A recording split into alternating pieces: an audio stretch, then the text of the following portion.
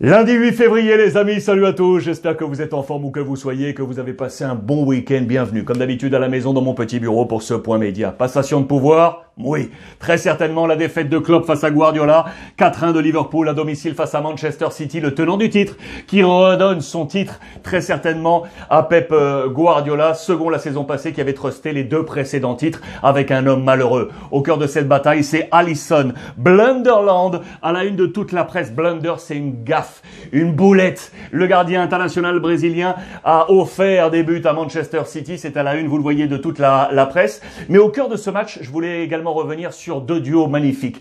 Côté Manchester City, bien évidemment, avec l'homme qui est là, Gundogan, qui a été énorme avec lui, Bernardo Silva. Au milieu de terrain, ces deux hommes tiennent le jeu de Manchester City. Gundogan qui a parfaitement remplacé David Silva, parti à la Real Sociedad, et Bernardo Silva qui, lui, pallie l'absence, vous le savez, de De Bruyne. Ces deux hommes capital, duo capital du côté de Manchester City. Le deuxième duo, c'est la charnière centrale. Dias, Stones, impeccable, 2 buts concédés seulement en 12 titularisations en Première Ligue pour 10 clean sheets. Ils sont énormes. Charnière centrale, Pep Guardiola a trouvé la bonne formule. Le malheureux Alisson qui est donc ici. Notez également le grand retour de Harry Kane qui permet à Tottenham de s'imposer 2-0 au plus grand bonheur de José Mourinho. C'était face à West Brom. 2-0 avec Kane et Son qui marquent le deuxième but. Et l'autre information forte, c'est que Thomas Tuchel s'est de nouveau imposé, les amis.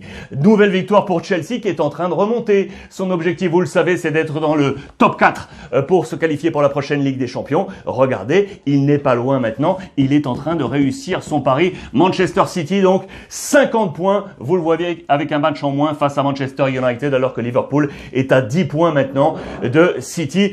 La passation, je vous le disais, c'est très certainement produite ce week-end. Un entraîneur qui devrait être heureux. Ah, il devrait être heureux. C'est Hansi Flick, l'entraîneur du Bayern Munich. Il joue ce soir la demi-finale de la Coupe du Monde des clubs face au club égyptien de Al Ahly. Dans l'autre demi-finale, les hommes d'André-Pierre Gignac se sont qualifiés. Tigres, les Mexicains, avec un but de Dédé Gignac pour retrouver en finale soit le Bayern, soit Al Ahly. À noter dans la composition d'équipe, ici est probable l'absence de Goretzka au milieu de terrain, mais la présence du petit Moussiala. Je vous en avais parlé, 17 ans.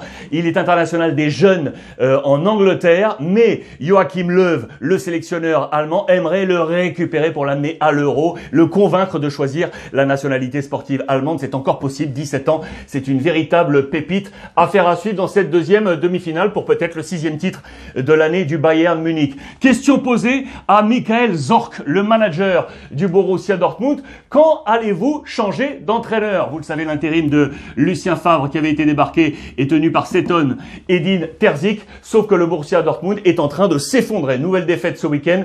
Le Borussia est ici à la 6e place maintenant, à 4 encablures des places Ligue des Champions. On se pose des questions alors que les stars sont là. Je pense notamment à Haaland, à Jadon Sancho ou encore à Bellingham. Il faut trouver la bonne formule du côté du Borussia Dortmund. Lui, la bonne formule, il l'a. Monsieur 501, Zlatan Ibrahimovic qui a marqué ce week-end son 501e but en club sous les couleurs, cette fois de l'AC Milan. Victoire 4-0 face à Crotone pour reprendre les commandes de la Serie A. On va noter également cette info, Dybala, l'Argentin qui est de retour du côté de la Juve pour peut-être aller truster, se battre pour le Scudetto. Le film des 501 buts marqués par Zlatan Ibrahimovic dans les colonnes de la Gazzetta dello Sport. 396 en championnat, 57 en Coupe d'Europe, 48 en Coupe nationale sous ses différentes couleurs. 501 buts pour Zlatan Ibrahimovic, c'est fabuleux. La Juve d'ailleurs, on va parler coupe. Demain, c'est les demi-finales retour avec notamment le Juve Inter. La Juve qui s'était imposée à l'Inter 2-1, match retour annoncé. Il y a des duels à tous les étages, vous pouvez l'imaginer. La Juve avec une excellente défense d'Emiral de Ligt. La moyenne de buts concédés sur les derniers mois est en train de baisser. Pirlo a trouvé la formule défensive. En face, c'est l'attaque qu'on va primer avec Lautaro, associé bien entendu à l'international belge Lukaku. Autre duel, Cristiano Ronaldo qui depuis son repositionnement tactique orchestré par Pirlo touche moins de ballons peut-être, frappe moins mais marque plus. Ça, c'est bien pour lui. En face, c'est la vitesse d'Achraf Hakimi, l'international marocain, qui est exceptionnel sur son flanc.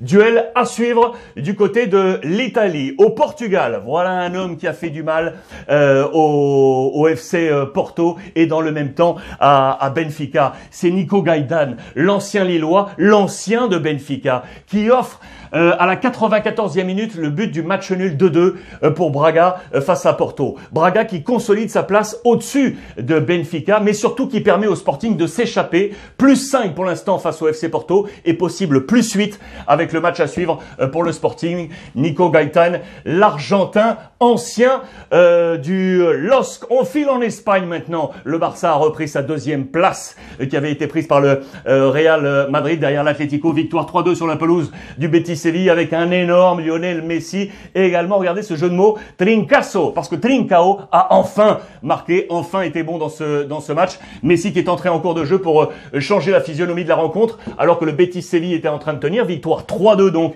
à l'extérieur. Messi, caralho, avec ce mot en portugais pour souligner le très bon travail de l'international portugais sous les couleurs du FC Barcelone. Enfin, différentes informations d'ailleurs dans les journaux catalans.